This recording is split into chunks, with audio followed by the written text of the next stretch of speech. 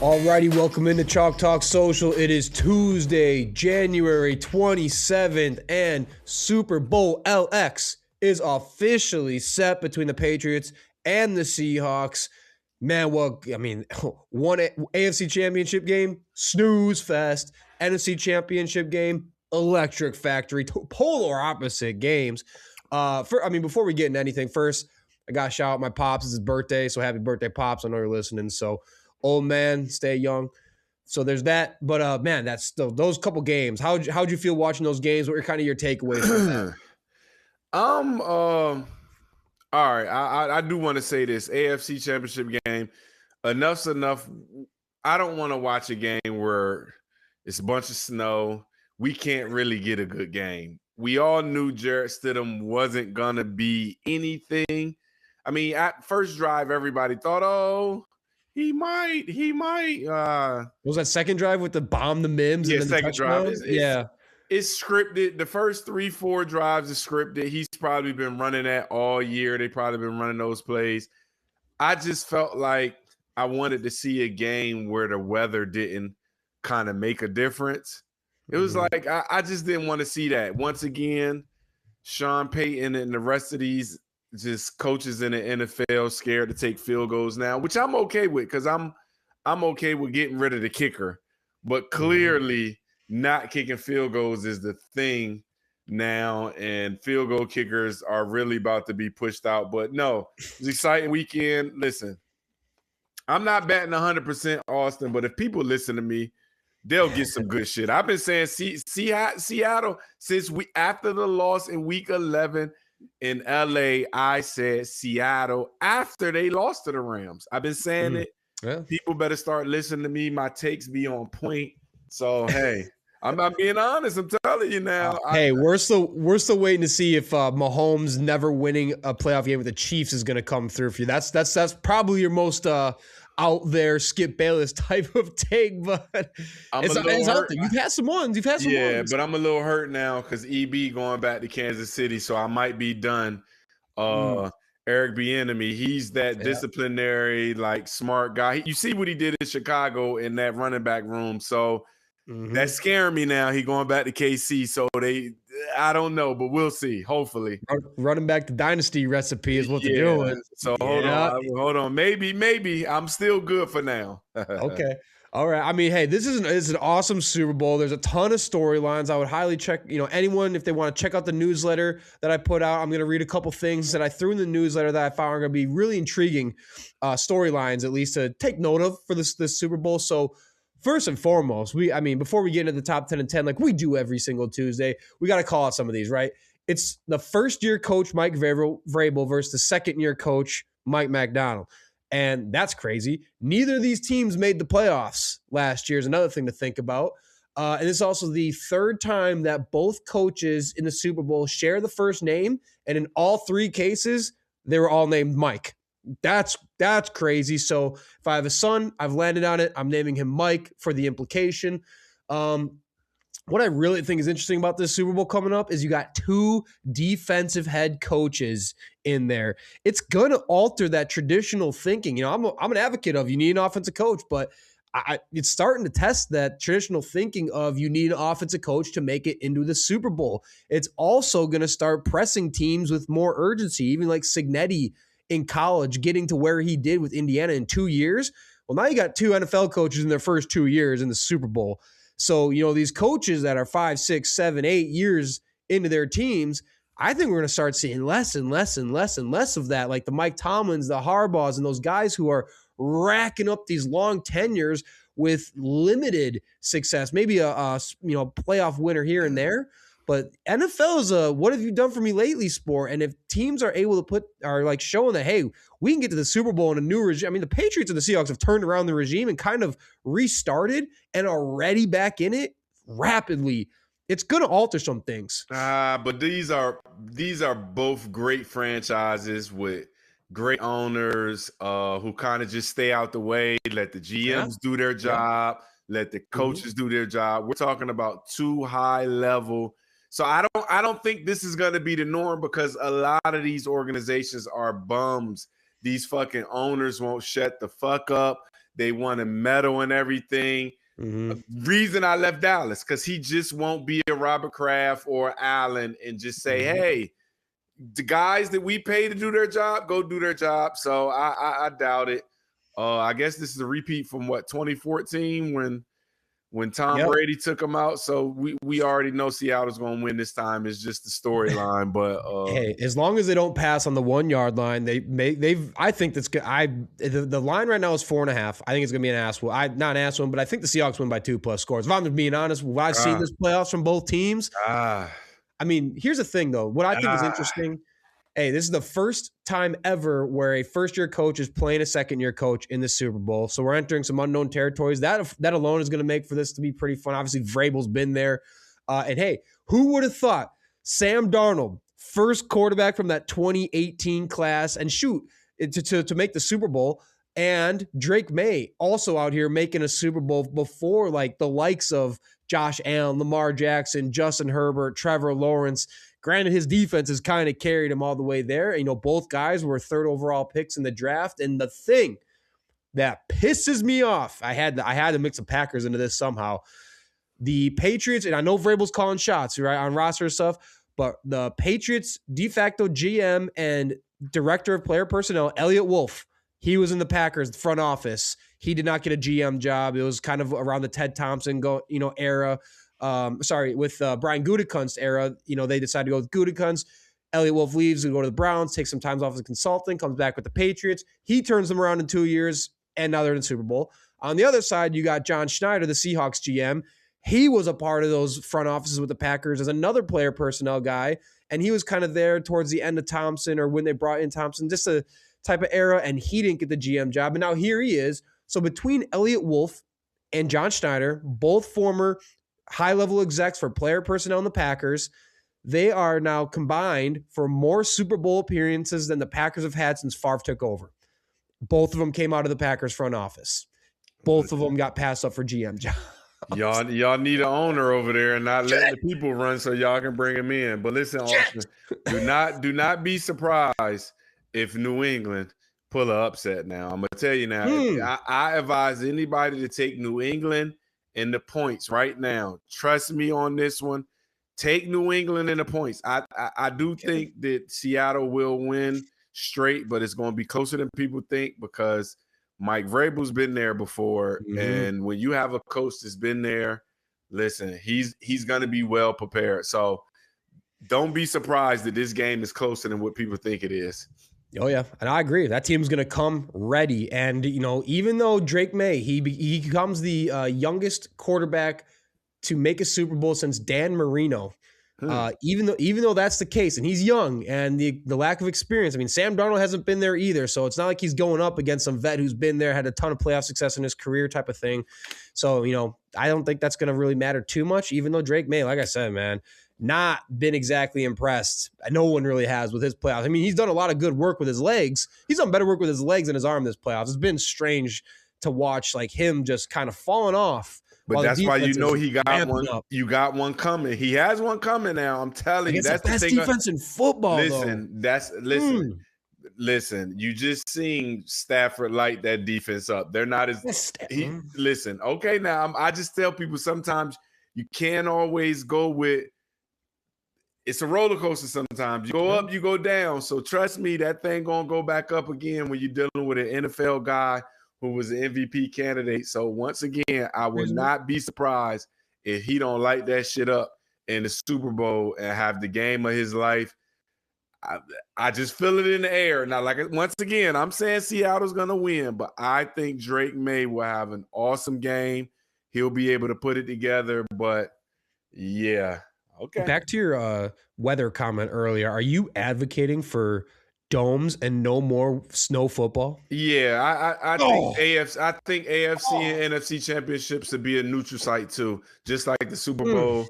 I just don't want the Super Bowl being decided because it's 30 miles an hour wind with snow. I think that's whack to me.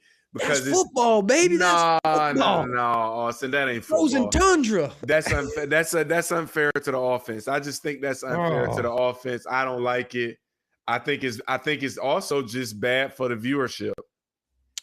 It was a terrible game. It was a pathetic game to watch. I mean, but I don't know, man. The amount of legendary clips and moments you get in snow games, it's just an aspect of the sport that you don't get to embrace and enjoy in other sports. And it's unique to football and the NFL. And like, think of throughout NFL history, the clips and the highlights you get where it's just snow and insane weather and what how the elements adding to the moment and dramatics and theatrics of it all are a part of the game's history and what's made some of these games so legendary and memorable. Again, the frozen tundra type situation. As a Packers fan, I'm always going to advocate for outdoor weather and snow and that type of stuff.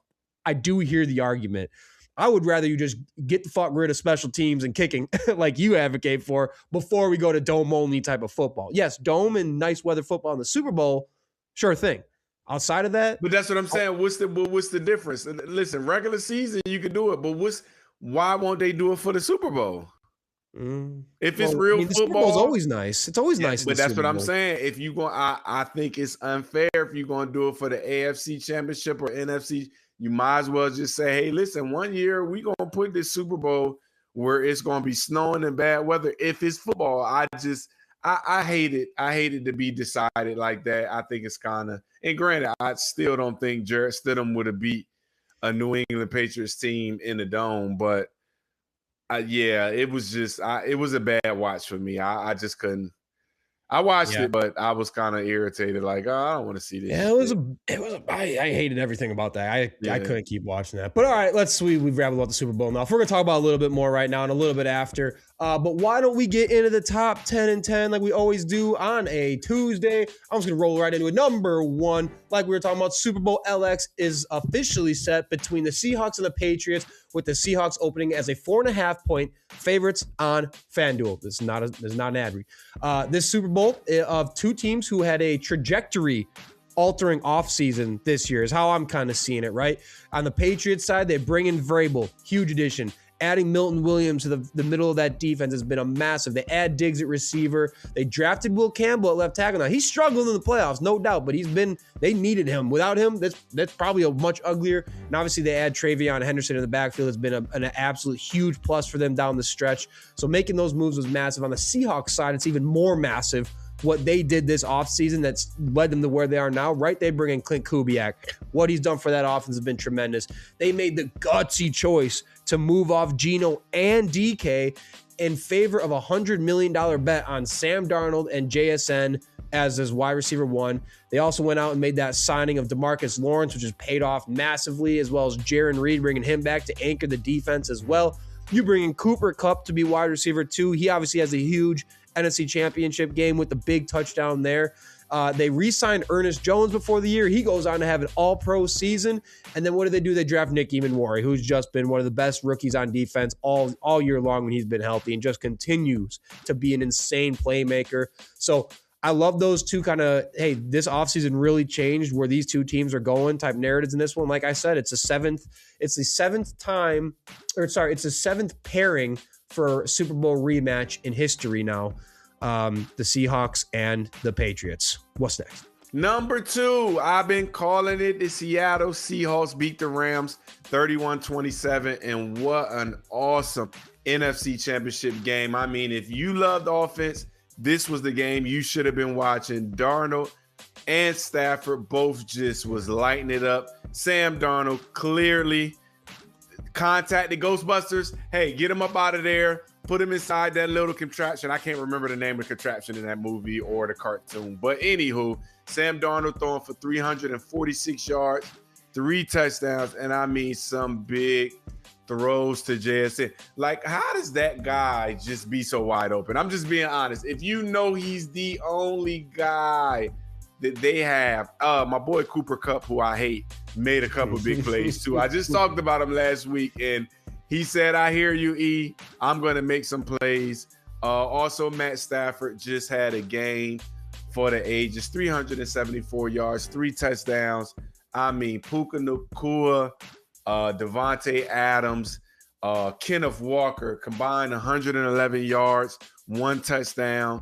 He is clearly number one running back, can be a bell cow, can catch the ball at the backfield, can speed, can get to the outside. But what a game. I mean, I was on the edge of my seat the whole game. It just really felt like, hey, whoever had the ball last is going to win. Also, another thing I caught, special teams was big in this game, and what a blunder by a fucking punt team guy. Like, and I knew he was going to drop it because the one before, it was like on his face mask, and I'm like, is he seeing this ball? But anywho, great game. Seattle is gone. I called it since week 11. Poor Devontae Adams, now 0-5 in championship games. That's just brutal. I feel for my guy. I love Tay so much. I feel for him. That sucks. All right, next up, like we were talking about the AFC Championship game, the Patriots beat the Jarrett Stidham Broncos 10-7 in the ultimate snooze fest of an AFC Championship game. This one started with crystal clear conditions and spiraled into a winter storm with massive impacts on the game. Couple missed field goals. You had the missed field goal get tipped at the end there that made a big difference. And Sean Payton, man, take the damn points. Man, it's like this guy's worked with Dan Campbell before or something. We could tell. So his decision to not take points while the weather was actually still nice out. And so instead he went for it on fourth down. It ended up being one of the most, if not the most costly mistake of the Broncos' entire season. Even the analytics, for all the analytics guys that say, what do the analytics say? It said, kick the damn field goal here, Sean. Anyways, Dan Campbell ruined the sport with his dumbass decision-making and aggressiveness on fourth down. Like I said, Drake May's passing this postseason has just continued to underwhelm in his first playoffs, and he has veered right into a Trent Dilfer-looking ass type of stat line, right, in his first playoffs, right? 2000 Trent Dilfer. We all know that Ravens team won the Super Bowl not because of the quarterback. It was all because of what the defense is doing, right? Dilfer went 4-0, had 590 yards, 3 touchdowns, 1 pick, and only a 33% success rate. 2026 Drake May is 3-0 with 447 yards, 4 touchdowns, 2 picks, only a 34% success rate, and has 5 turnovers now. So hasn't been pretty for Drake May, and now he's got the hardest challenge of all coming up with the Seahawks defense. Iman, what's next? Next, finally, an organization hiring a winning Super Bowl coach. Pittsburgh Steelers hire my guy Mike McCarthy as their next head coach. We all know a bunch of the fans are not happy somehow, some way. Mike McCarthy has got this stench on him, like he's not a winning guy, like his resume is not better than Mr. John Harbaugh. Listen, better than a lot of these coaches that's getting hired now. Anytime you can win 12 games in Dallas with Dak Prescott and that defense, come on. But he's a Pittsburgh native. I mean, will it be perfect for him and Aaron Rodgers to go out at the same time? Because I don't think Aaron Rodgers will come back with him, because I think Aaron Rodgers kind of hate Mike McCarthy. But we know the Pittsburgh Steelers wanted to move into having an offensive team now, and enough of this play Steelers ball, defense. The defense is getting old. It's about time y'all bring somebody in that's going to give you offense. So to me, this is a great hire, not only for the offense, but if you happen to bring in a young quarterback or want him to develop somebody who's in the building, which I doubt, y'all don't have anybody there. But if you bring in a young quarterback, I mean, Mike McCarthy is the perfect coach to do that. Listen, hear me now and hear me loud. The Steelers will be back in the playoff next year with Mike McCarthy, whether Aaron Rodgers is the quarterback or whoever. The guy just wins games. Point blank, period. So hear me, Mike McCarthy, congratulations, man. You my guy. I'm telling you, if you would have still been with the Cowboys, I probably would have still been there, because I like him. I'm telling you, I like Mike McCarthy. He's a winner. I like him. Respect. All right, y'all going to have to bear with me here, because I got to talk about my Packers quick, and we're going to mix this one in because I don't want to get into this after. But it was all over Packer Twitter. The Packers go out and hire Jonathan Gannon, disgraced Cardinals DC, as their new DC. And of course, in classic Packer fan base faction, it's like politics. 50% is always going to hate no matter what they do. 50% is going to love it. Fans are once again split with mixed reaction on this. The guy's definitely a cornball, and I don't love that. He's definitely going to mirror a lot of what Jeff Hafley did in terms of what a lot of Packers DCs do, in terms of they're going to try to do the bend, don't break type of defense. And that means a lot of offenses cutting you up with 1,000 cuts, death by 1,000 cuts type of thing. So not excited about that. It was definitely a comfortable hire for LaFleur, which he's prone to doing, either hiring his friends or making comfortable hires. But LaFleur also carries with this hire the least risk, I think, of any of the guys he really could have went out and hired. Compared to like a guy who's never called the defense for before. And we know Matt LaFleur's on the hot seat after how this season ended. He needed a guy with some experience. Eagles fans will be out there telling you that Gannon doesn't make good in-game decisions, and it was always just a talent that carried that 2022 Eagles Super Bowl defense. Whereas you got coaches around football who rave about his scheme being notoriously difficult to scheme against, and he's very, very well respected among other defensive coaches because he's a guy who doesn't just play to his scheme. He plays to his players and he adapts his scheme to his players and what he does. The Packers coaching staff, like I said, they severely lack playoff experience and tenure on their staff. So you go get Gannon, who's a guy who's coached 2 top 10 defenses and a Super Bowl defense. That alone for me is a huge win with the Packers staff, who can now kind of match that. The only guy who can match that type of success on the market is Raheem Morris, but you can make the same argument about Raheem Morris. Those Rams defenses that he coached in the Super Bowl were stacked, like our Rams fans told us. So they probably would have found the same excuses to hate on that fan base or that hire as well. So like I said about, I think the most exciting part about this as a Packers fan with Gannon is, again, he adapts his scheme to the talent around him. He is a guy that will run a league high out of quarters, and he relies on the 4-man pass rush and that front getting pressure. So to me, this all but assures that Green Bay is finally going to go out and beef up their defensive line. They're going to beef up the talent in their secondary to accommodate what Gannon's schematic strengths and styles are. So for me, that's a giant, huge first step should they actually go out and do that, because they've been failing and completely obliviously ignoring doing that. We see how much time after time it costs them. And again, to the talent point, right? Jonathan Gannon's 2022 defense with the Eagles racked up 71 sacks in a season, the most since 1989. So, right, and then you also go out and look that they had the fewest passing yards allowed, the second fewest total yards allowed. They were the 8th best scoring defense per game. And once he left the Eagles, what happened?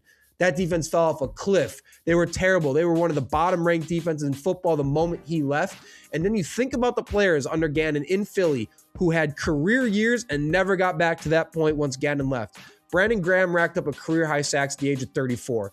This list is huge. Hassan Reddick, Josh Sweat, TJ Edwards, Darius Slay, Milton Williams, CJ Gardner-Johnson, Avonte Maddox, and James Bradbury to date all had their best season or seasons with Jonathan Gannon in Philadelphia. James Bradbury is a great example. Guy made an all-pro with Gannon, never to be seen again after Gannon left. So on the Cardinals side of it all, because that's where people are really going to stick to with Gannon.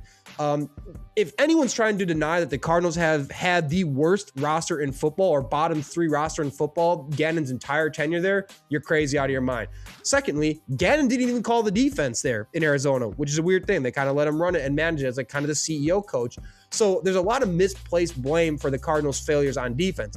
However, even being the case, somehow last year the Cardinals with Gannon had the first ranked defense in EPA per play in the first 3 quarters of games. That's crazy. It fell off a cliff in the 4th quarter, and that's going to be a problem. I can't wait to watch unfold. But they also kind of added to the defense finally with some reasonable pieces, and they got some improvements. Like Walter Nolan, big defensive tackle up the middle, was a big piece for their defense. So I'm kind of excited about it. There's fair reason for skepticism and optimism with Jonathan Gannon. I'm just hopeful it works out. Sorry for the long rant. What's next? No, it's all good. The New York Giants hired Dennard Wilson as John Harbaugh's first DC. Listen, bringing anybody from the Titans, everybody's going to be questionable about how good is he. But if you watch football, you'll understand this guy can coach. So a lot of the Titan fans are excited and saying, hey, he's that guy.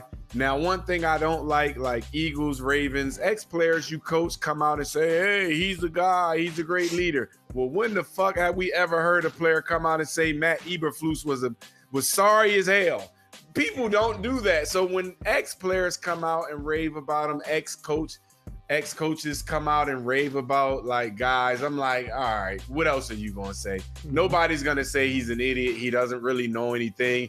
He's got his scheme from another guy. He was ahead. So we'll see if he's as good as everybody say he is. I think he's going to be a good guy.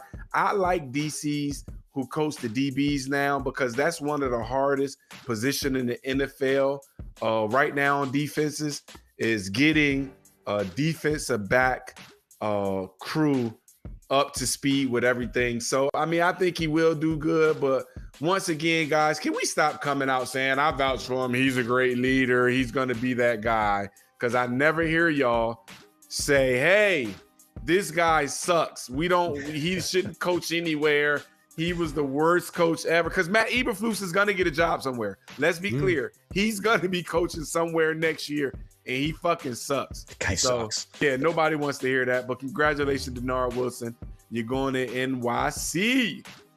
Yep, he was a guy. A lot of Packers fans wanted him before we hired Hafley. So I remember him coming from the Ravens. Your Ravens. I was kind of excited about him too before he went to Tennessee. All right, next up, I mean, speaking of Eberflus and the Cowboys, Brian Schottenheimer tabs his first DC in the post-Eberflus era with 34-year-old Christian Parker. What important to note here, this was not Jerry Jones's hire, and fans love that. Brian Schottenheimer led this. Jerry Jones stepped aside, and Schottenheimer got the guy that he feels fits exactly what he's trying to do on defense, right? So Christian Parker, 34, in 7 years in the NFL, he has shot up the ranks. Another guy comes from the Packers, funny enough. He's known for great preparation, high standards for accountability, and he, a guy. We talk about players who rave about things. The constant theme seems to be like guys love his teaching traits, and that's really what propelled him to his rapid ascent. And you like guys who coach DBs. Look at the DBs that he's been with. He's helped develop Jair Alexander, Pat Surtain II, Justin Simmons, Quinyon Mitchell, and Cooper DeJean, all into all-pro players. He's been there for that.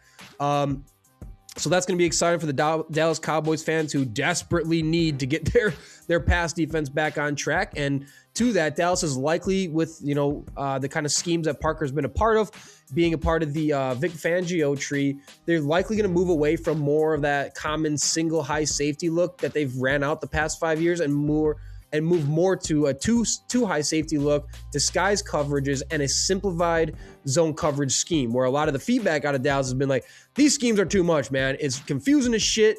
It ain't working, and there's just too much going on. And that's kind of why Fangio's scheme works. It's a simplified zone coverage that you're going to see out of Parker. So Cowboys fans are pretty psyched about this one. Will it work? We'll see. First time DC, there's always inherited risk, but Cowboys fans are pretty stoked on the potential ceiling here. What's next? Before I move on, another guy I've been knowing for a long time, Christian Parker. He was at Norfolk State when I was still coaching football in 2015. He's recruiting the guy that I had, Anthony Williams. Ended up going to Norfolk State.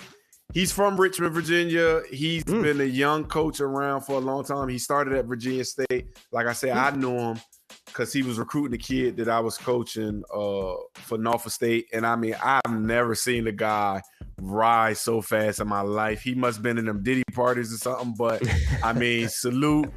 I hate to say it, you gonna get fired in a couple years because you don't really have nothing to work with in Dallas. No, seriously, you can't make chicken salad out of chicken shit, and I want to see him do well because I've known him for a long time. I mean, he's a real, like, just studious guy. Like he's one of the recruiters that's a man of his word. So I do want to say that in my 24 years of coaching high school sports, he's a good dude. He meant what he said. He was always on time when he said he was going to come see the kid. So I got nothing but respect for Christian. I've been knowing him for a long time. He'll remember me when he recruited Ant Williams. Sounds like you're a Cowboys fan again. No, because he's going to do bad. I'm telling you, he's going to do bad for the Cowboys. They don't have anybody, so I don't care how good he is. I mean, they're going to be bad, but yeah. All right, moving on. NBA trade deadline is being called one of the most boring in recent memories. Listen, only one trade has been made in 1 week before the deadline, and we are all waiting to see. Will they move big Greek freak Giannis? I'm not sure. I doubt it. Giannis is hurt again, but if I'm a team, I want to hurt Giannis over some of them guys that they got. I mean, New York need a joke. I don't care what nobody say. New York needs a joke. There's other teams that could really move some things around, bringing in Giannis, because I don't think he's actually hurt. I just think he's really done with playing in Milwaukee. John Morant, will he be moved? Which is another name who's hurt, which is another guy that I just don't think he's hurt.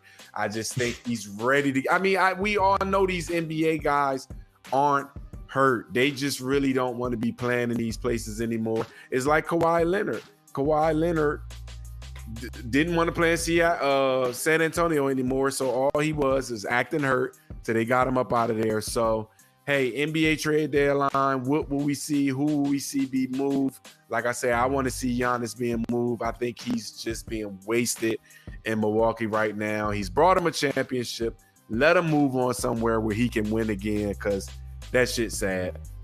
LeBron might get moved back to Cleveland. That could be fun. Could be fun. It sounds like he's done. He sounds like another guy. Retire. Done. Just retire. Just retire. He's done. He's done. Retire. There we go. All right, kick it back over to NFL really quick because this happened today. Shedeur Sanders made the Pro Bowl. Once again, only further tarnishing the reputation of this just increasingly pathetic event. In case anyone needs another reason why you should put zero stock into the Pro Bowl and what it means for a player's career success. Shedeur had an 18.9 QBR, 7 touchdowns and 10 picks. Yeah, it wasn't all his fault, but you get the point here. Again, this event just continues to become more truly meaningless popularity contest that should hold zero weight when evaluating a player's career success. Because every time you talk about how good was a guy, somehow always Pro Bowls come up because the event used to mean something outside of a dumb popularity contest, right? This one, him making the Pro Bowl mimics Tyler Huntley making the Pro Bowl with the Ravens after he did next to nothing and got a Pro Bowl, like, you know, feels like the 5th guy up somehow. So again, this just event, just all credibility out the window. The NFL has completely ruined any shred of credibility left in the event, which is a damn shame. It used to be so fun and entertaining, and the games used to be awesome. The commentary used to be great, and it's just all gone. So now we got to do with that. We'll even play. Probably not. Probably doesn't matter at the end of the day. But anyways, what do we got next, Iman, to wrap it up? Last but not least, I've just been having a whole bunch of malfunctions right now. I don't know what the hell's going on. Like my screen. Are you good?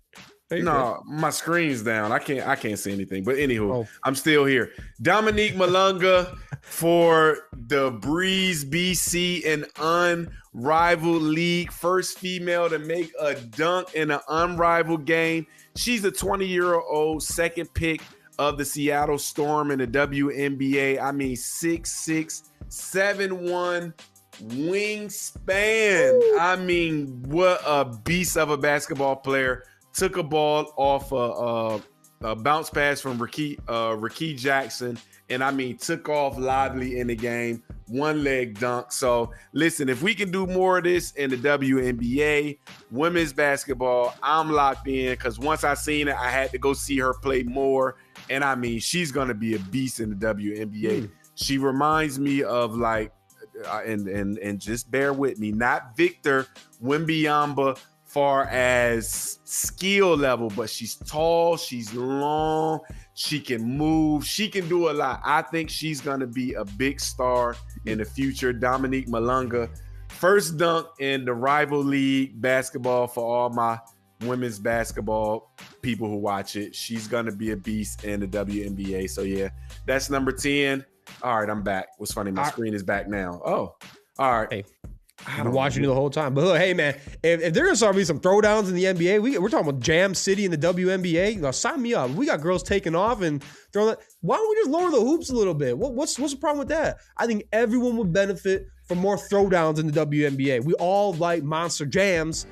Mix it in. Yeah, but the only thing with lowering it is it's gonna mess people's jumper up. So I don't know if you ever played, like, so growing up, we used to call it dunk courts. We used to have places called the dunk court. So you really couldn't shoot. Yeah, you couldn't really shoot jumpers there, but it was showtime. I think people's jumper would be a little off, but man, I got some old VHS of me on the dunk court. Oh my, you would have thought I was fucking Jordan. That's what I'm saying. I was starting to get real good shooting on a 7-foot hoop because we were just out there alley-ooping all day long. I was like, shoot, I'm just gonna practice here, play here. But yeah, hey, So there's that for the top 10 and 10. I've basically been drinking the same 5 or 6 coffees for it feels like years on end, maybe the occasional fancy latte or something like that. So I've actually been trying out strong coffee now, and I'm telling you, it's been a great switch up to my morning routine.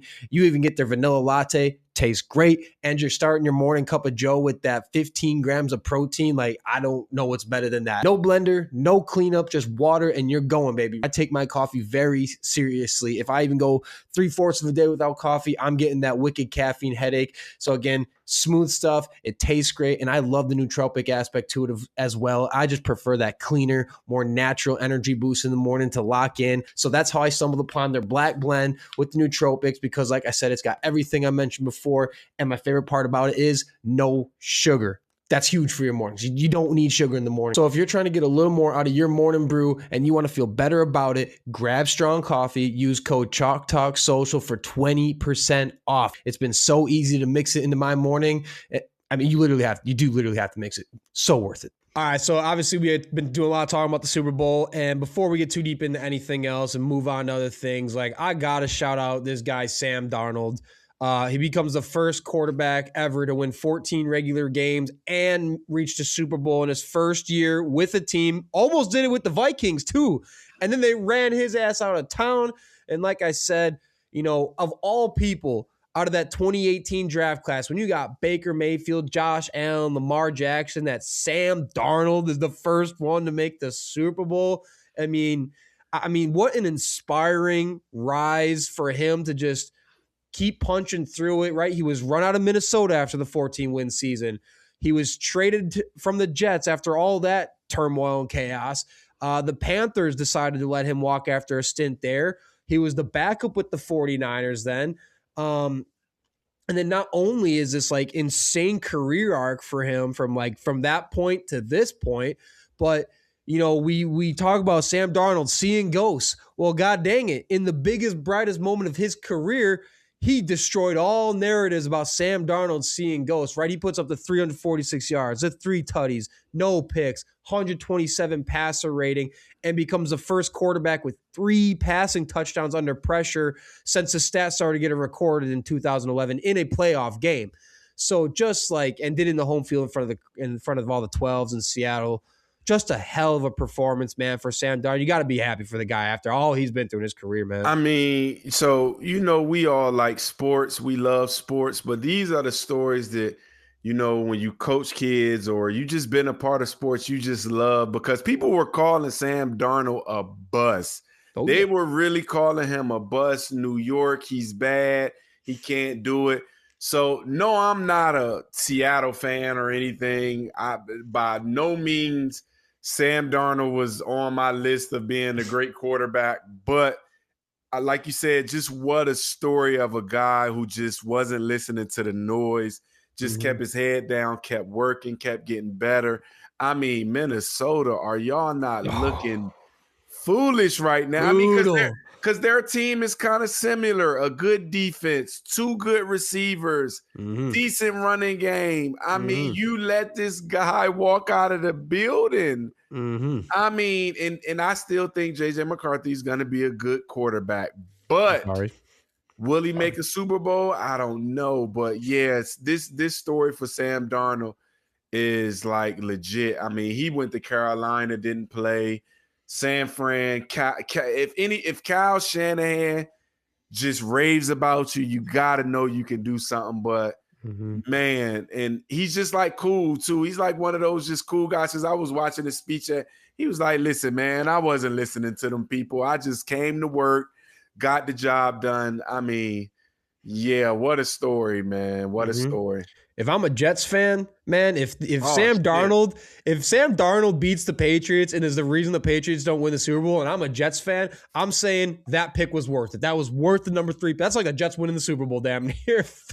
Getting Sam. I mean, it's a testament to the Jets and where they have been at as a franchise from a quarterback perspective.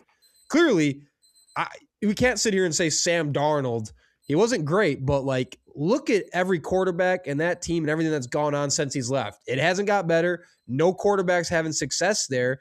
And the Jets got a serious Woody Johnson problem, man. They got a serious front office problem that has lingered on. Like Sam Darnold, in the stints he's had, and when he's been around a competent team like the Vikings were last year, and like the Seahawks were this year. I mean, he did nice. He had moments with the Panthers like, oh shit, is Sam Darnold kind of back here? He's shown enough moments, and it's finally come to fruition. So yeah, hell of an inspiring story for him to come through. And the Seahawks taking that big gamble. They caught a lot of heat for doing that. Yeah. Sam Darnold's like, hold my beer, watch. And understand, it wasn't just no empty calories. He made some big throws with pressure on. I mean, when he threw it to Jackson Smith-Njigba in the corner, which, I mean, Clint Kubiak drew up that play where he had JSN in the backfield. Listen, you cannot double him in the backfield. It's just impossible. But, I mean, Clint Kubiak drew up some plays. But, I mean, he was getting pressure. He anticipated it coming wide open. So he made some good plays, man. So it wasn't just you doing basic shit and people just taking a 4-yard throw and going 80. No, he made some big throws in that game. Clint Kubiak, though, man, I'm not gonna lie to you. And he looked like his dad. So I'm older, so I remember his dad. But I mean, it's his son, but I get it. But he's a spitting image of his fucking dad. So it's like, oof. I mean, there's got to be a lot of teams. It sucks that you have to hire a head coach before Clint Kubiak is available to sign an offer or sign on as a job. You know how many teams will line up out the door to get an interview with Kubiak and hire him, and they had to miss out on it? Yeah, but I think he's happy that he didn't have to go to some of them teams. I think he's gonna end up in Buffalo. Listen, perfect. Buffalo. Woo. Man, don't do the Dable shit, Buffalo. No. I know y'all liked what happened with Dable and Allen in those early days, but I just go, if you can get Kubiak and put him in that offense with Josh Allen, and then you hope to Lord that front office that just maybe incorrectly ran McDermott out of the building for their faults and their problems and their lack of accountability. You hope they make the right call and actually do something the right way to put offensive talent on that team. You give it to Kubiak with Josh Allen, you let him run. So I would love to see Kubiak and Josh Allen, man. I hope that happens. Well, no, I don't know. Hell no, don't bring him to AFC, but that would be perfect for him. That's going to fuck my Lamar up if he go to Buffalo. But, I mean, yeah, that would be a perfect spot for him. I mean, a good quarterback, but don't go to Cleveland, Clint. Please don't go to Cleveland. Well, how about this? Let's on the topic of quarterbacks, the way Matt Stafford played this playoffs and how he's played against the Seahawks when he's lost them, a lot of talk again about quarterbacks wins as a quarterback stat. And I just, for the love of Pete and all things that are good, need this entire freaking planet on page that wins are not a quarterback stat. And I think the playoffs are only driving home this point. I don't know. I don't even think I know what your stance is on this one. Do you think, we talk about Jalen Hurts and how we don't think he's the reason the Eagles win, but everyone's like, oh, Jalen Hurts is a winner. Where do you stand on wins as a quarterback stat? That's where I've been for years. When you have an elite guy, it doesn't really matter if you don't have an elite defense, if you don't have elite coaches, because you're just going to be an elite guy. Granted, I do think quarterbacks can win you games, but I think some quarterbacks get a bad rap because they haven't won the big, like Josh Allen. Listen, we know he hasn't made it to the Super Bowl, but those losses don't be on him. Maybe this year, this year, but before, those weren't on him. Jalen Hurts, yes, he played a great Super Bowl, but to get there, come on, y'all can't say that those wins was on him. So I've been on this for a long. Troy Aikman, he's won 3 Super Bowls. Who couldn't win with Michael Irvin, Emmitt Smith, the defense? Charles Haley, Russell Maryland, Larry Allen up front. So Tom Brady's first 3 was not him just lighting it up. So history tells you that. You need a good quarterback to win some games, but you need a whole team. Because Matt Stafford did any and everything in his will to win the game. He had a legacy game. Legacy game. He did any and everything to win those games. But I keep telling people, man, coaches need to spend more time on special teams. That shit can kill you. Yep. I don't think it. But I mean, listen, you need y'all it, probably. Y'all get the big bucks, so fuck it. You can take it. Y'all get paid the most. Y'all get the prettiest girls. Y'all get all the attention. So listen, It is what it is. Yeah. And like I said, again, I think this playoffs have only really driven home how wins are not a quarterback's at. I mean, it starts with Jordan Love against the Bears. Guy had 4 touchdowns. Christian Watson dropped his 5th touchdown of the game. No interceptions, 300-something yards, and the Packers lose the game. And Jordan Love was near perfect. He's still the highest graded quarterback in the playoffs. And then you look at Stafford. I mean, you take this game, right? He has 370 yards and 3 touchdowns and no picks, and he loses. The last time he lost to Seattle, he had 450 yards and 3 touchdowns and another loss. And again, for context, Tom Brady, when he had 370 plus yards and 3 touchdowns or more and 0 interceptions, in 23 years, he lost twice with that line. Twice. Matt Stafford has done that in 5 weeks. And then over on the Patriots side with Drake May, we already kind of talked about it, right? While, the Patriots defense is out here, they forced 8 turnovers this playoffs. When the way Drake May is playing, they ain't winning these games if the defense isn't doing that. Right now, Drake May has 2 games this playoffs with under 180 passing yards. He's got 2 games with 1 or fewer passing touchdowns, including 0 in the AFC Championship game. And he's got 2 games with 2+ turnovers. He became the first quarterback in NFL history to throw for under 100 yards and win an AFC Championship game. Lamar Jackson, your guy in Baltimore. It's another one of those things. Him and Drake May now have the same amount of playoff wins. Lamar in 8 years, Drake May in 2 years.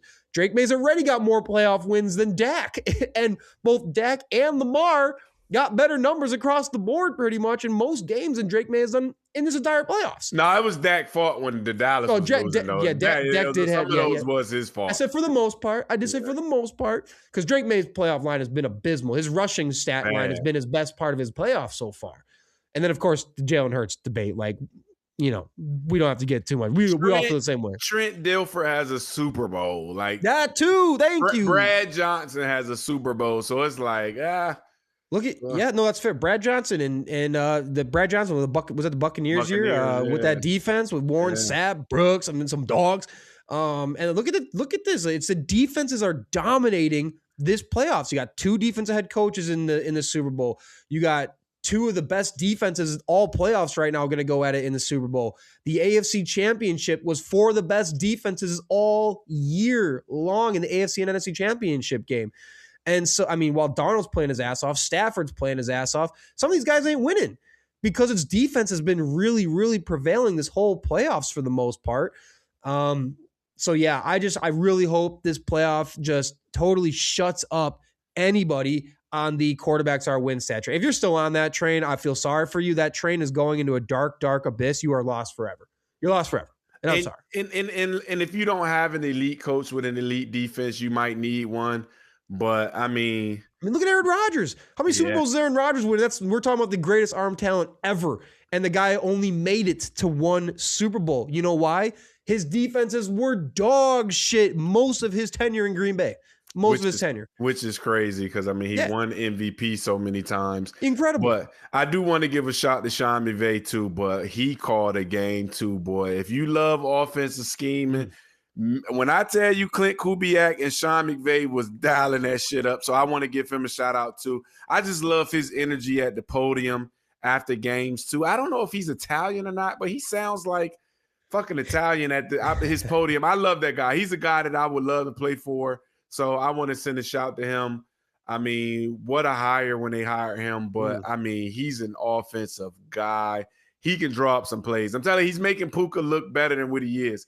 But Puka keeps making you eat words, man. No, he hear me. And listen, all I do is motivate him every week that I come up here. So I see what you're doing. I listen. Hey, Puka, you might need to buy me a Rolex watch for Christmas this year. Get him a ring. Let's get Iman a ring. Yeah, come on. If they ever win it again, you're gonna need that ring. Come on, man. I'm driving you to go hard.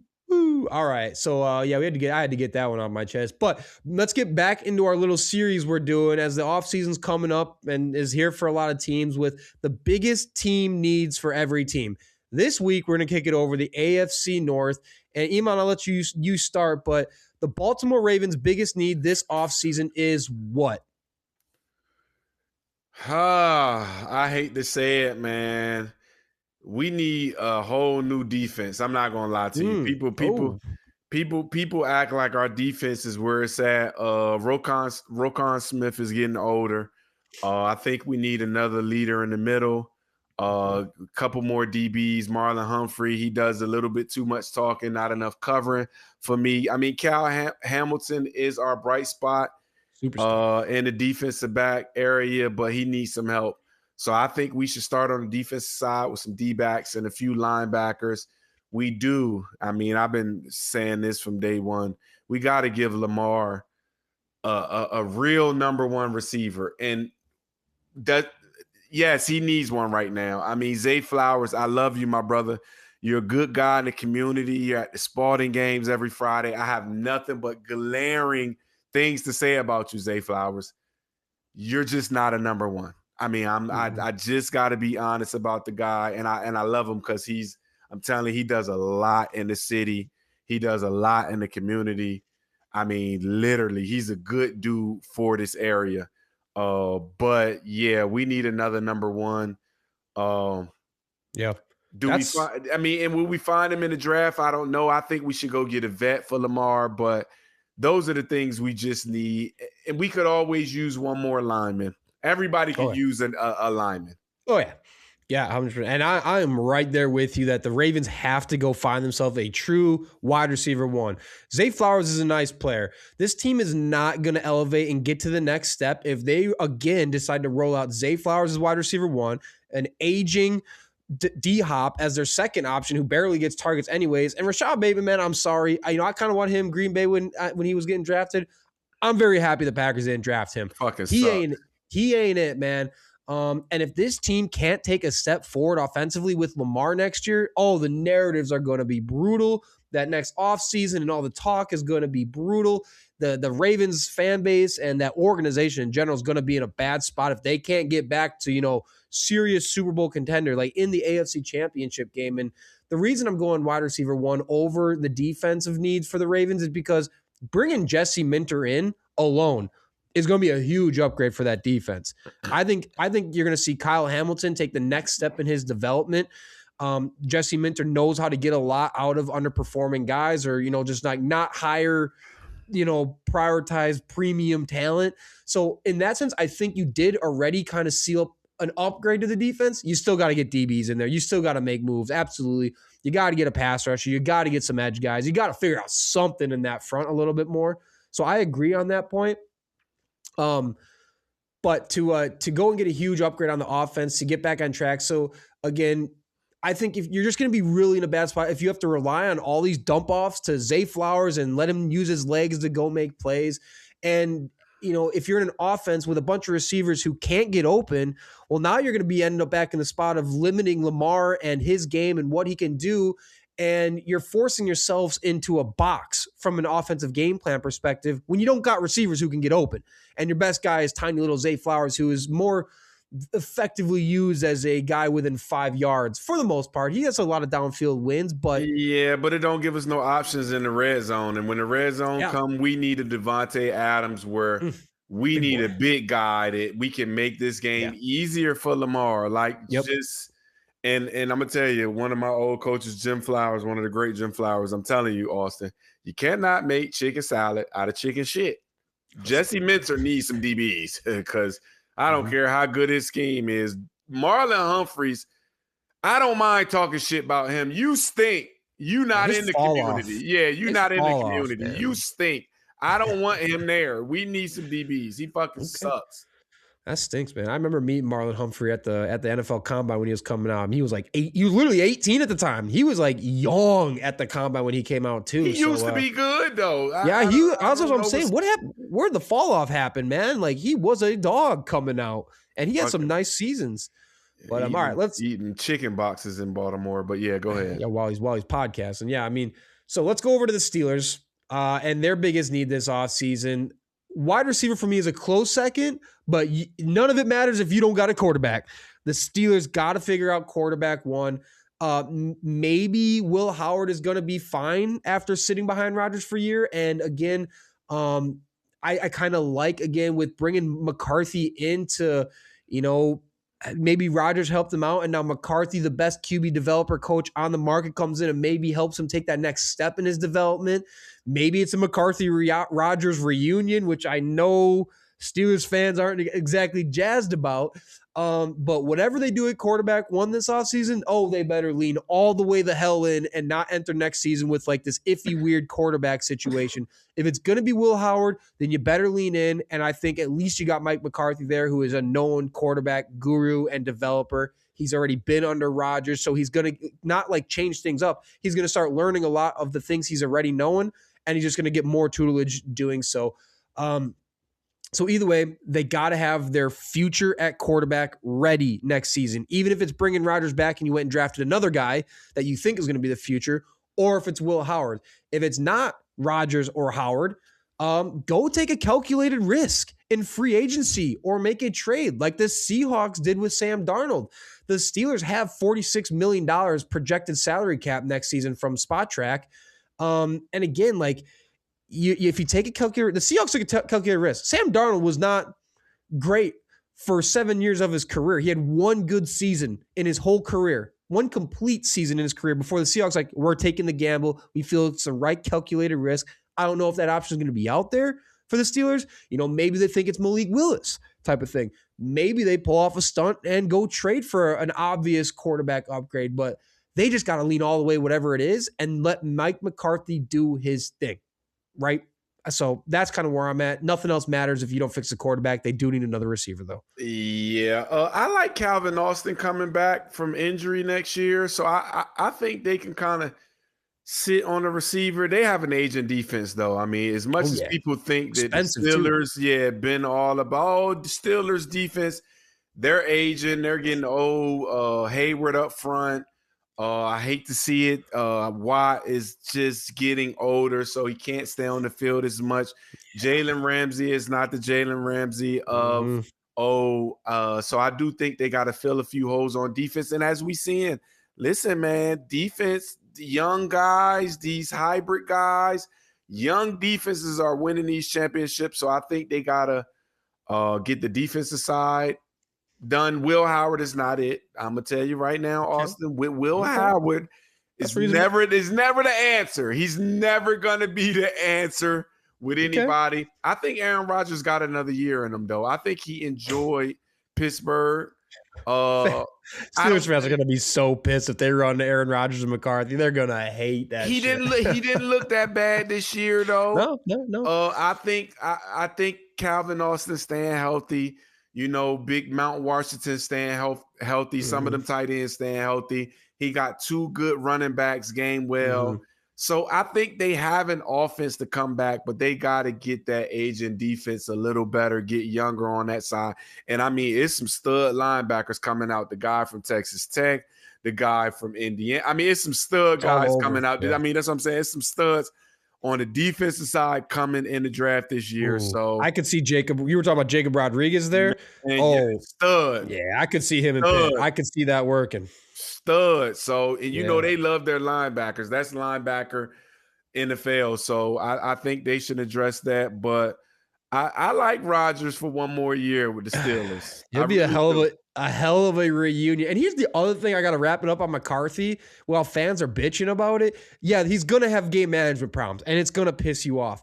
But you can't sit there and name me a better offensive play caller in Pittsburgh in the last decade. Mike McCarthy instantly slides to the top of that list. So I really don't understand the bitching besides, hey, we wanted the really shiny young guy, the energetic young guy who's never coached a team before, who probably has never actually called an offense himself before. We want that guy instead. While we have this aging defense that is going to have to see a lot of turnover. We have no idea what's happening at quarterback. We are very limited in terms of pass catchers. Our offense hasn't shown it's got any type of explosive dynamicness. You're setting up that shiny young object who's never done this before. You're setting them up for failure. And you're going to bitch and complain by Thanksgiving that we should fire him. We made the wrong choice. We should have got a guy who knew what he was doing.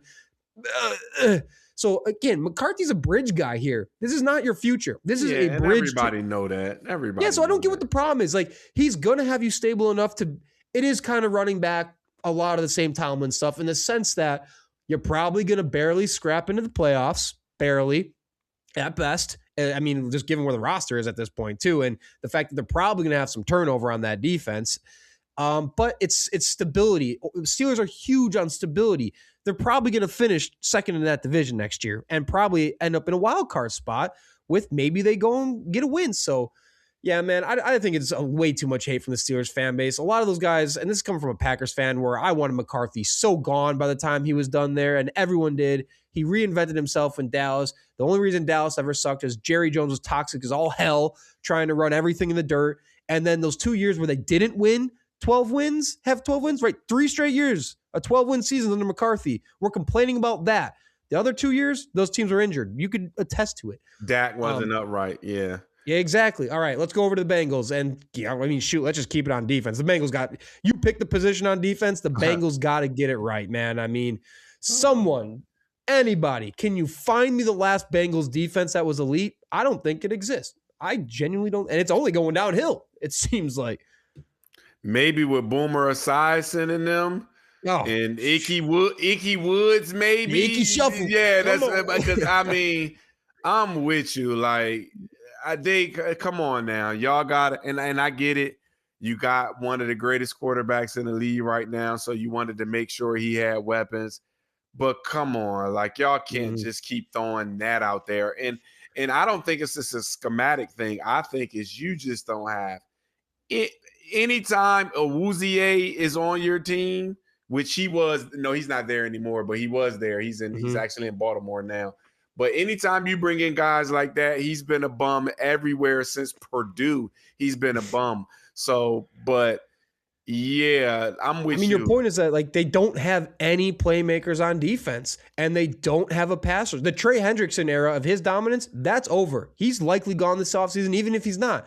It's clearly his time has passed. Pick a position. Stewart, yeah, exactly. They drafted Shamar Stewart. He was out till December. I mean, shit. I'm not going to really I'm not going to judge a rookie who missed his entire year and played 1 month of football. I'm not totally sold on Shamar Stewart yet. I ain't like what he did, so I can't trust him. I think he's a piece of shit. That's fair. But look, again, it comes back. Look at the championship. Look at the 4 teams in the championship this year. Quarterback aside, they all have great defense, and it's constantly defensive are prevailing. They need to build through their front 7 in Cincinnati. You can't have a secondary with no playmakers and just be like, hey, guys, can you survive for 4 seconds while our defensive front maybe puts a little bit of pressure on the quarterback? So they got to beef up that D tackle. They got to go beef up at the edge position and not take cheap routes on either. And you just got to add playmakers to that defense. They are void of them. And I don't care if you got Burrow, Higgins, and Chase. I've seen it with the Packers with Jordy Nelson, Greg Jennings, Devontae Adams, all these dogs on offense because we're like, yeah, we're just going to go put up 40 points and win a Super Bowl. They won exactly 0 Super Bowls with that strategy. So I ain't here for that. You got to beef up on defense or it's going to be another season of misery for Bengals fans. They can't do Joe Burrow like that though, man. Yeah. I don't want to see them do Broadway Joe like that, man. I think that's just a waste of eliteness over there. But I mean, they can't replace all the positions though, so I really don't think they'll be good next year either. But it might be. I mean, they looked better. I mean, they found a little bit of stride with Burrow, but you got to get playmaker. I mean, even if it's a rookie, man, like look at Nick Eamon for the Seahawks. The impact he brings to that defense as a rookie. Look at the playmakers flying around. Even the Rams, like Kobe Durant. He's no like superstar cornerback, but what does he do when they need him? He makes a shitload of plays, man. He was making plays all game. He'll get burned every now and then, but otherwise when he's not, he's getting a pick. He had a ton of interceptions this postseason. But to have to score 40 a game is just like, God, you can't rely on it, man. Golly. We got to score 40 every game. All task. And who knows? Burrow might go down at any moment. Bengals fans are constantly bracing for Burrow's next injury. And if it happens, you better hope that defense is got a bunch of dogs who can, you can win ball games with 20 points given up type of thing if you got to bring in another quarterback if Burrow's out. So they got to do something. You got to beef up that front 7. You got to beef up D tackle and edge first. And then just find playmakers, man. Just get some damn playmakers on that defense. They have none. All right. Last one. The lousy Cleveland Browns. We've talked about some bad ownership this pod so far, man.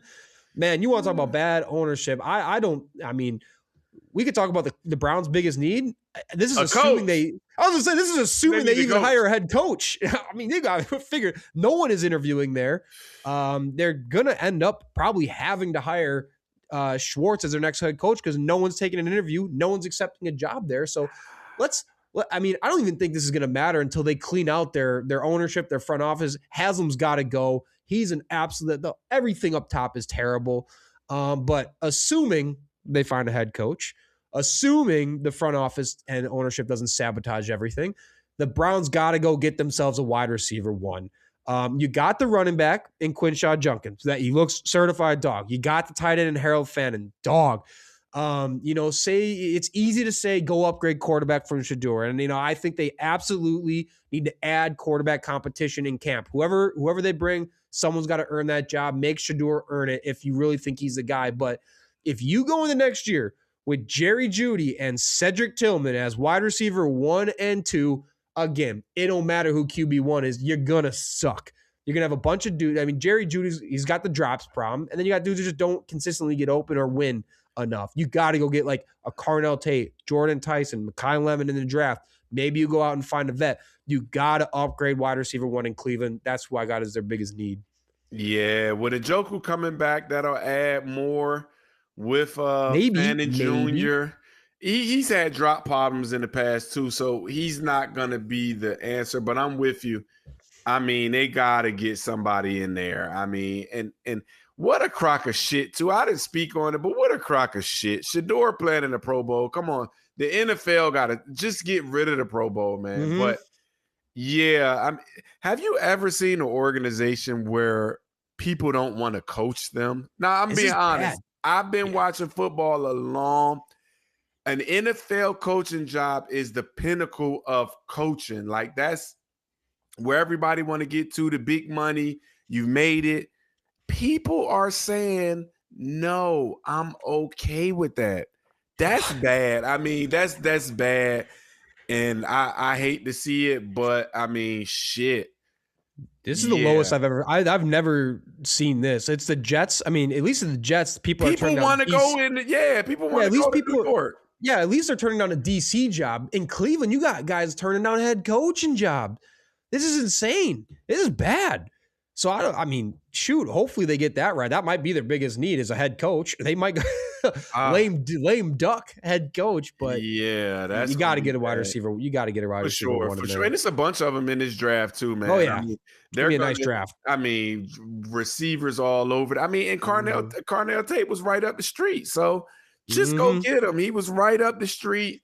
Him and Shedeur could be working out in the offseason right now. So go get him. I love that. I would help.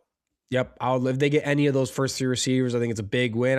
I think the Browns will probably end up going elsewhere. The defense is, the defense was very strong. It's and they got, Schlesinger up the middle. That's looking like a great linebacker. Owusu Koromora, you got to hope he's being healthy.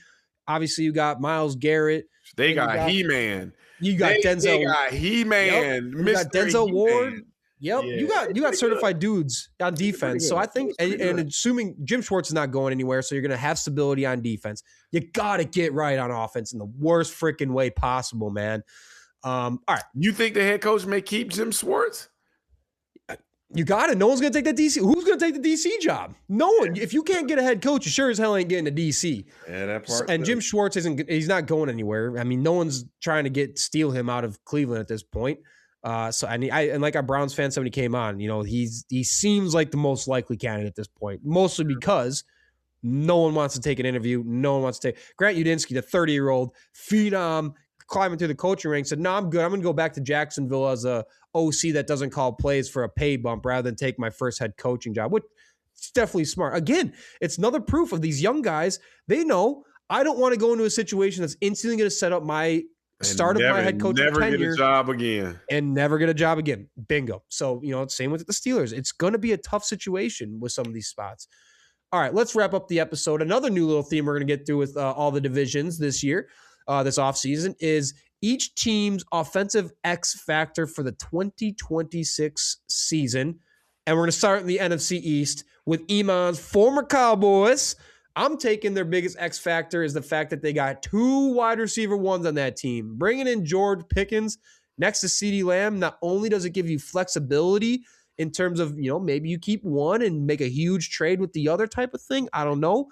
But if you keep them both, you got the best 1-2 punch in the NFL right now at receiver, and Dak's still able to get them the ball pretty damn well. You got a good tight end, but man, very few people besides the Bengals with Chase and Higgins got the X factor like CeeDee Lamb and George Pickens, man. Wow. Yeah, I mean, I'm with you on that one. I hate to repeat it, but I mean, those 2 guys are showtime. I'm not a big George Pickens guy because I'm not sure whether he's going to play every week, but when he does play, I mean, he might be better than CeeDee Lamb. And I know people will kind of be like, saying, what are you talking about? No way. So I'm just being honest. When he wants to play, he might be better than CeeDee Lamb. And I mean, I know Dak is like, hey, we got to do whatever we got to do to keep both of them here. So it's going to be expensive to do that, but you better well run it up while you got it. But I'm going to tell you, I do want to say this guy is also an X factor because I liked him when they picked him up. My guy Smith at the left guard. I mean, a lot of people didn't know what Jerry was doing when they brought him in from Tulsa. They was like, oh, who's this guy? He's clearly been one of the best left guards in the NFL since he came in. And he came in with a lot of penalties. He was like the most penalized in college, which he's still getting penalties now, but he's going to be an X factor. Losing legendary Zach Martin, losing legendary Fredericks, losing legendary Tyron Smith. So I think he's going to be the next Hall of Fame offensive lineman that come out of Dallas coming up in the future. Tyler Smith is incredible, and he is worth every bit of that $96 million contract for sure. Yeah, he's a set and forget lineman, no doubt. Over to Philadelphia, with the Eagles, their biggest X factor for 2026. I mean, kind of 2 things for me here. One is getting Saquon Barkley back on track, but that might hinge on the second X factor of whoever they decide to be their offensive coordinator now to replace Kevin Patullo. Who do you got as their big X factor for this next year for them? That offensive line. I think the offensive line was the main big deal why Saquon wasn't who he was this year. And we know Kevin Patullo was an idiot. But when you have a Saquon, you really don't have to be smart. You just got to say, hey, hand it to him up front block. So, I mean, X factor, the line got to get healthy, maybe get Lane Johnson back healthy this year. He's a big part of that line being the best because, I mean, he's the best right tackle in the game. So I think he's going to be an X factor because I think Saquon will bounce back next year. So, yeah. I mean, we just saw the offense looked totally different for the Eagles this year with Saquon really not being an effective weapon for them in that offense with whatever. Their offense was a mess all year. Somehow they took Saquon Barkley out of the game, and they didn't Saquon Barkley was not his normal superstar self. He didn't fumble at all. He had like 300 plus carries without a fumble, led the NFL. But from season to season, the fall off was insane where you just lean back into that guy and his talents. And I don't know what was going on. But again, I think why my other X factor is going to be the offensive coordinator is because you need a guy who's going to come in and really lean into the strengths of Saquon Barkley, Devontae Smith. I'm not banking A.J. Brown's going to be there next year. If he is, he's kind of a bitch. So I'm saying you got to roll into Saquon, lean into Saquon Barkley in your rushing attack. They stopped running Jalen Hurts as much too. Lean back into that dynamic aspect of his game. It ain't his arm. It's what he does with the legs and how much it becomes so difficult to scheme against the Eagles when Saquon is constantly running for 100+ yards and Jalen Hurts is racking up 50 yards a game on the ground too. It opens up everything else. This year, Hurts wasn't running effectively. Barkley wasn't running effectively or being used effectively.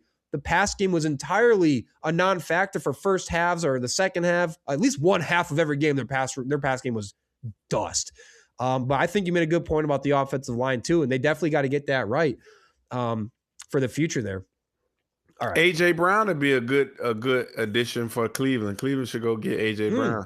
He kind of matches that whole toxic. I think he'll love him and Shedeur. Yeah, I'm telling you, him and Shedeur probably get along perfect with each other too because they're both like divas.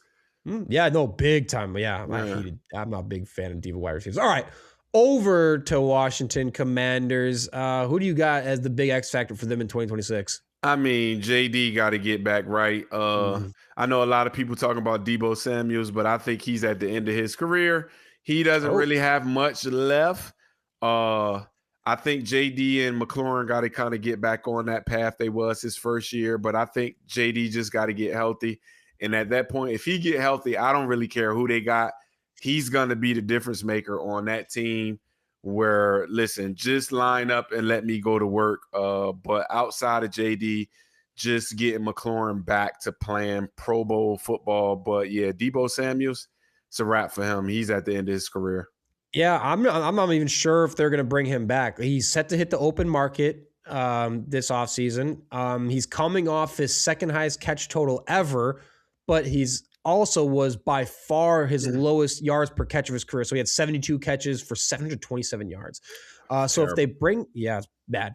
And he's been banged up. I mean, he's a clang bang receiver. He's made for taking bruises and beatings and car crashes over the middle type of thing. And that doesn't bode well long-term for careers. So I'm not banking on anything Deebo Samuel in Washington related. It all comes down to QB1. We know how dynamic and just really good Jaden Daniels can be. Put on 10 pounds on his frame for the love of God. And then you gotta get him right. You still got Terry McLaurin. I'm not yet totally sold on what they got going on in the backfield yet. I'm not even sure they are exactly sure. They got like a 4-man rotation going on. You know, Merritt looked good at points. Chris Rodriguez looked good at points. And so they got to kind of make up their mind there. You know, I like a 2-headed monster in the backfield, but that's when you got like Gibbs and Montgomery and you got boys, or it's like Henderson and Stevenson. You got dogs in the backfield, 2 of them. I don't think either of them are at close to that level yet. So everything's really going to hinge on Jaden Daniels being healthy. That's the X factor if Washington's going to take the next step. Because if he can't stay healthy, it don't matter. They're buttered toast. It's over. All right. And the New York Giants, to wrap it up, the biggest X factor for them in 2026. For me, I mean, Dart, Neighbors, Scadaboo, who you picking? I got to see this maturation of Jackson Dart, man, because we all know Malik Neighbors big. We know Scadaboo's that guy. But I think if they're going to go far or do anything, it's got to be behind Jackson Dart. So he's the X factor for me. Will he make that next step in getting better and understanding the offense and not rushing to run every play and getting down and sliding and being patient in the pocket? And he's shown that he can do it. So I don't know if it's all scheme or just he need more time. But to me, Jackson Dart's going to be the X factor, whether New York will be successful next year. Because Malik Neighbors is just, I mean, he's the shit. And Scadaboo, I mean, he's dynamite with cleats and a helmet on. It's just period. So Jackson Dart is that X factor for me. Yeah, I think his maturation, like you said, is a huge. A lot of things are going to hinge on Dart taking another step and how he works with Harbaugh too. And Harbaugh letting him be the, kind of like he did with Lamar early on, just let him be him. But I'm picking Malik Neighbors by the true definition of X factor. When I'm thinking like Madden X factor rating with the little red X around him, because this dude is so damn elite. He's got traits dudes don't have. And so for me, you got healthy Malik Neighbors. I think that elevates even an average Jackson Dart to be much better than maybe he is, because Malik, you just got to throw the ball up in the air. Malik Neighbors probably come down. With Malik Neighbors, we're talking about a guy with top 5 wide receiver potential in the NFL. So him staying healthy, I mean, we barely got to see Dart, Neighbors, and Scadaboo. I am excited for that trio playing together. But man, Malik Neighbors, by true definition of X factor, is who I'm taking for the Giants next year, because this is a guy, I'm telling you, 100 catches, 1,500 yards, 11 touchdowns. Boy, lock me in for that. Hey, season. Austin, you love a top 5 receiver, don't you? I don't get them in Green Bay anymore. But that's why I say you love to put all these guys in it. I don't think you put Puka there.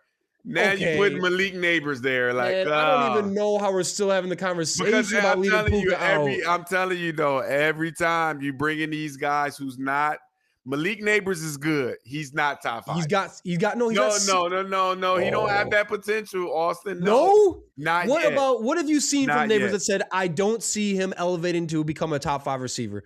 He's got the size. He's got the speed. He's got the hands. He's got the route running ability and the release package. I don't know what's missing from his game to be like, yeah, that's guy. He just doesn't have it to become a top receiver in the NFL. I just know 10 guys that's better than him right now. I know 10 guys that you would pick over him. Yeah, right but now. Guess what? At the start of this season, no one was putting JSN in their top 5 receivers, and now we're talking about him going in next year as a top 3, top 2 wide receiver. That's why I said I can see him playing into a top 5 receiver by the end of next season if he stays healthy all year.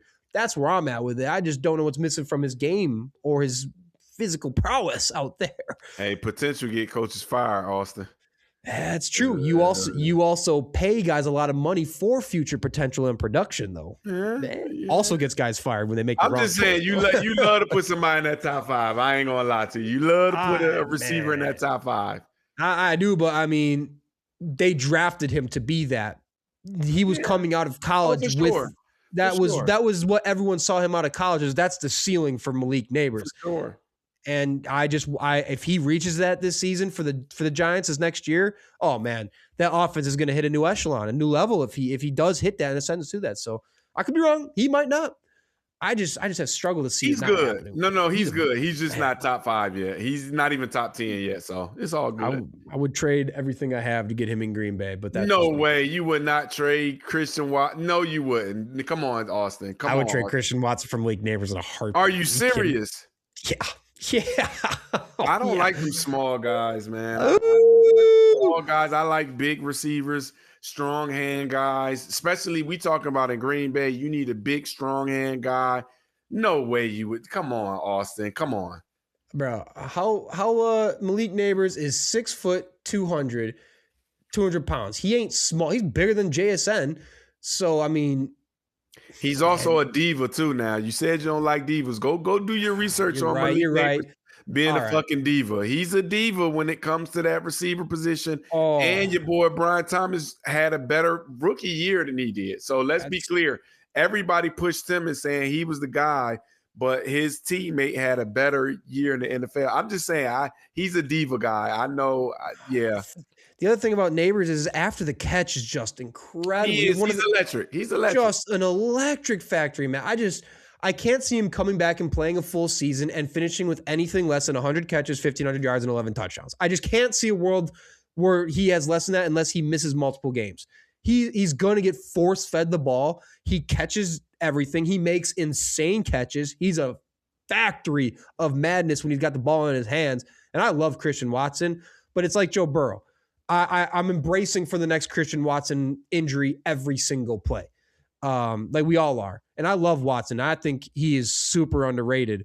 I just need a full season out of him before I'm like, I would take him over anyone. I haven't got that yet.